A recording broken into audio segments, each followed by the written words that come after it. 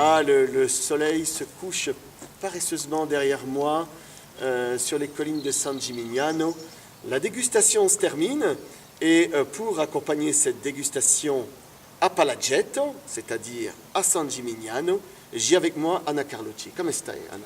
Très bien, merci beaucoup. Excusez-moi pour mon français, mais je vais parler français parce que c'est au public français que je dois donner des renseignements concernant la maison Palaggetto qui se trouve juste à côté de la ville de San Gimignano, très connue dans le monde, très connue pour la merveilleuse ville, mais surtout aussi pour la production de vins qu'on fait dans les vignobles dans la région. Je vais m'excuser aussi pour mon français, tant qu'à faire. Comme ça, si je commets des erreurs, je serai pardonné.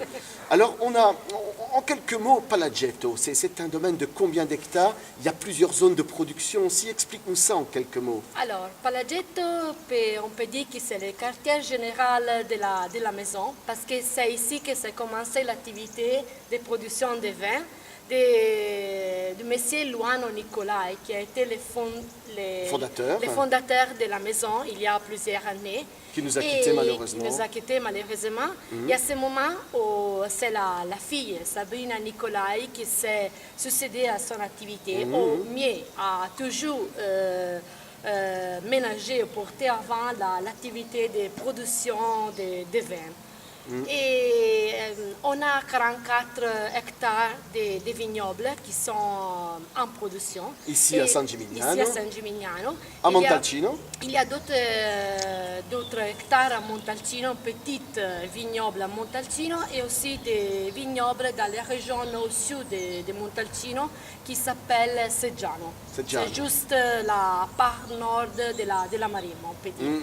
Exactement. Mais tout à fait la région plus importante pour nous, pour la production de vin, c'est la région de San Gimignano, où on produit Vernaccia di San Gimignano, que c'est les raisins les plus connus, les plus typiques du terroir, et on produit aussi du vin sangiovese, qui c'est bien sûr les vins, les raisins rouges plus typiques de la région. C'est vraiment de la région.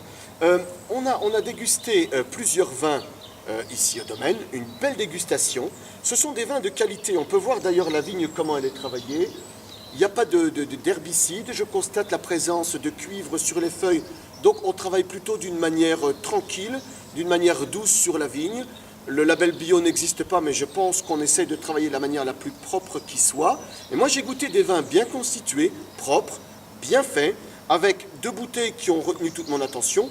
C'est dommage que je n'ai pas les 2 Chianti Colli Senesi, le normal et le Riserva, que j'ai trouvé franchement très bien fait.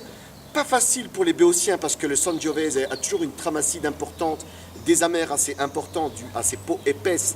Et donc, je veux dire, pour un amateur classique, ce sont des Chianti qui ruent un peu dans les brancards. Donc, mais néanmoins, je les trouve très bien faits. Mais il y a 2 vins qui ont retenu notre attention. On était sur la même longueur d'onde.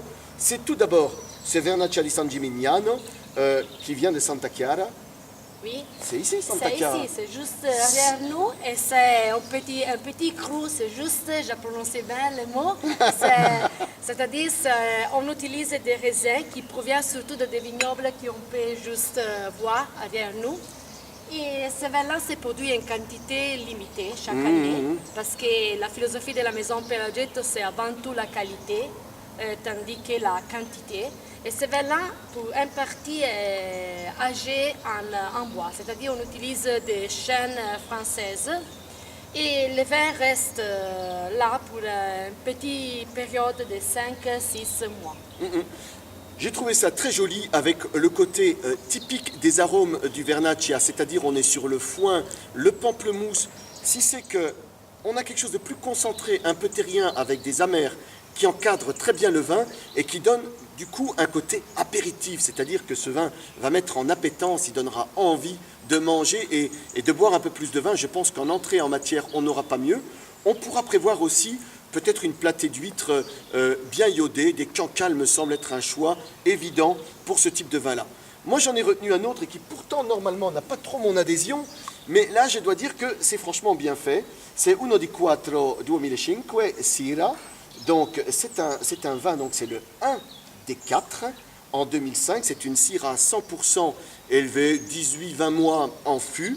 C'est quelque chose de concentré, de mûr, sans tomber dans la lourdeur. Moi, j'ai trouvé un beau profil de Syrah, fort différent des Gros Hermitage, mais quelque chose qui se ressemble un peu de ce qu'on fait chez nous en France, dans le Languedoc ou le Roussillon, avec peut-être un côté moins solaire et un côté plus terrien. Bel équilibre, beaucoup d'épices, du poivre, un petit côté cannelle. On a un côté aussi en même temps un peu bonbon coquelicot dans la bouche. Mais la question que je me pose, Anna, c'est pourquoi 1 de 4? Parce qu'on a 4 cépages très importants qui sont produits dans nos vignobles. Sangiovese. Et Sangiovese, bien sûr. Il y a les Cabernet Sauvignon, les Merlot et les Syrah. Et alors, c'est notre choix, chaque année, de mettre en bouteille les cépages qui pour nous représentent l'excellence de la récolte. Du millésime. Du millésime. Donc 2005. 2005 a été Syrah pour nous, comme a été aussi dans d'autres années, comme d'autres millésimes, comme les 2004, 2006. C'est étrange, comment on peut dire, c'est étrange, c'est Non, je strano, trouve, non. c'est strano, je ne sais pas comment dire en Je trouve français. au contraire que c'est plutôt une bonne idée. Je trouve que c'est original. C'est bien de mettre comme ça en valeur un cépage, surtout que ce n'est pas une grosse production. Oui, bien sûr. C'est Ici, combien, on 3000 ne fait bouteilles pas 3000 bouteilles par millésime. Voilà. C'est surtout, comment on peut dire, la satisfaction qui la maison veut partager avec les consommateurs, avec les clients.